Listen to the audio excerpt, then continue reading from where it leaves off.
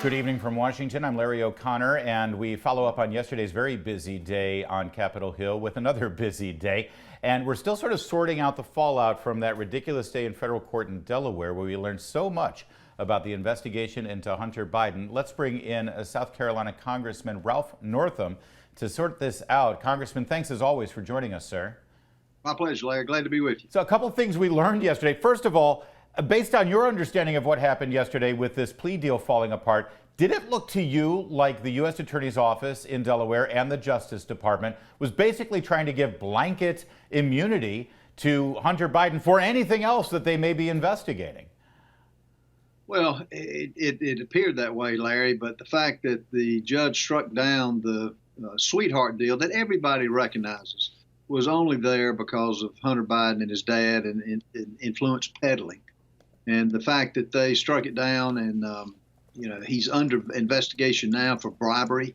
And this is a national security issue now. The facts are now coming out more and more from the FBI informants. And I would add that they are credible FBI informants with a career. Yeah. And so it's a good day for justice, and the American people want consequences. And Hunter Biden definitely, with the previous deals, he was getting a sweetheart deal. Yeah. He wasn't getting served. Well, let's talk about those consequences, because you're right. It's a national security issue. It was revealed that there is an investigation into FARA. That's the Foreign Agents Registration Act. They're saying, this is, by the way, how they got Paul Manafort. They're saying that it appears that Hunter Biden was an agent of a foreign country. He didn't register, as is the law. And if he was an agent of a foreign country, it means he was trying to gain influence for that country with the United States government. And Congressman, there's only one man that Hunter Biden would ever be hired for to give influence, and that's his dad, Joe Biden. So that brings this story right to the Oval Office, doesn't it, sir? Well, it does, because even in an interview 2 or 3 years ago, Hunter Biden admitted he had no qualifications to be on any board, much less the one in the Burisma board in Ukraine. And secondly, he admits this: without his father, he wouldn't ever have even been considered. He has no qualifications. And I will tell you, Larry, this is very serious things that should have been brought to light over the past domination by the Democrats the last 7 years, but it didn't happen. Now it's coming out, and it's an avalanche. The dominoes are falling in on the Biden. One last question. The one last question on this, sir. Speaker McCarthy earlier this week said that it is appropriate now to move in the direction of an impeachment inquiry. You sit on the very important and powerful yet misunderstood Rules Committee. Has there been discussion yet amongst the majority members of the Rules Committee about what that inquiry might look like? No, because what's happening now is things are being uncovered that we didn't know. I think what we want to do is find out all the information, make sure it's ironclad, and then the Rules Committee will take it up, and then we'll have the discussions about what we do next. But this is long overdue, Larry. This should have been, again, done long ago, and American people deserve this. And these are facts. This isn't hearsay. These are facts that are pretty damning to the president and his administration. Congressman Norman, we've had some very good conversations in the past about your passionate interest in keeping our border secure for various reasons. So I'd love for you to see this moment yesterday where the Secretary of Homeland Security, the man who's in charge of securing the border, was questioned in the Judiciary Committee. Here, take a look at this moment. Recognize the ranking member, Mr. Nadler. Mr. Secretary, I want to address some of the outlandish claims my colleagues have made and put them to rest at the outset of this hearing. My Republican colleagues claim that the border is open. Is the border open, Mr. Secretary? No, it is not.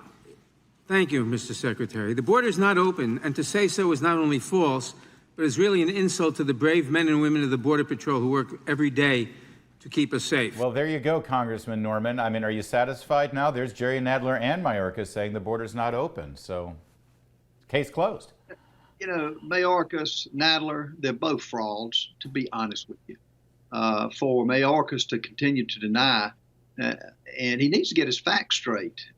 He says the border's under control, yet at a Senate committee hearing, he admitted that it wasn't. The facts don't lie. They can say it all they want.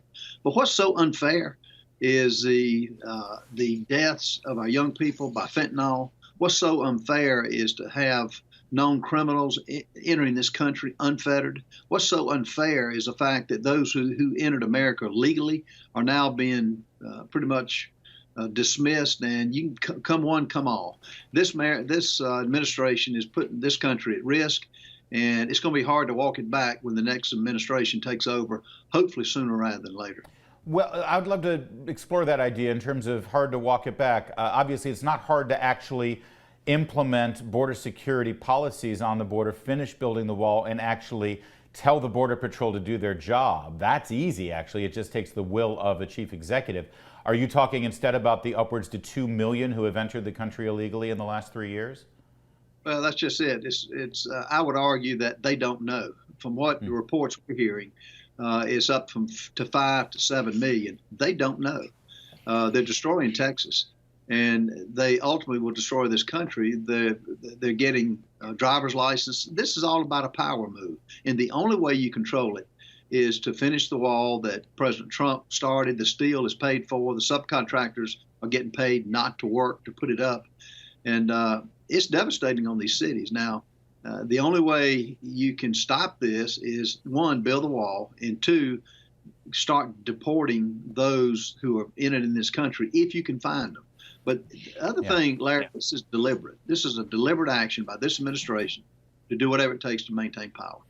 One thing that Secretary Mayorkas did concede yesterday, shockingly, was that sanctuary city and sanctuary state policies actually do undermine his department's efforts when trying to handle criminal aliens who are in this country. Is this something that we could actually do something with?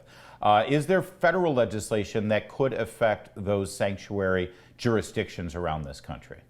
Well, what legislation that we've done over the past, since this administration started this over the past 2 to 2.5 years, is to rule out sanctuary cities.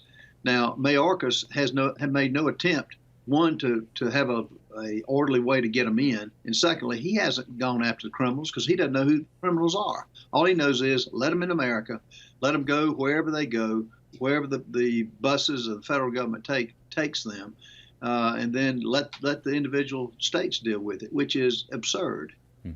Congressman Norman, you always tell it like it is, so I'd beg an indulgence here for you to comment on that terrifying scene we saw yesterday with Minority Leader Mitch McConnell, who's a good man, a good Republican who has served for so many years for the party and for the nation. It was hard to see him in that state, and I wonder if you think at this point the conversation needs to be had as to whether he's the appropriate person to lead the Republicans in the Senate. I talked to senators last night. This has been coming for a good while. He is pretty much decrepit. What you see now, I think a lot of the meetings that has not been able to attend prior to what we saw yesterday, but he's got a powerful position, and the fact that he can't administer it is similar, although in a smaller way, which the President of the United States is facing. He can't administer his duties. But Mitch McConnell, in his 80s, he's apparently has health issues. And it's a sad day. I feel for him, for his family, and for the issues he's facing. But the Senate's going to have to deal with this to see what their next step is. Yeah, but at some point, though, you got to live your life.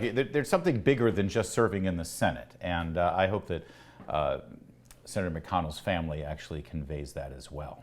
Congressman Norman. I almost called you Senator Norman. Yeah, you never know. Thanks for joining us. There's more to come on O'Connor Tonight.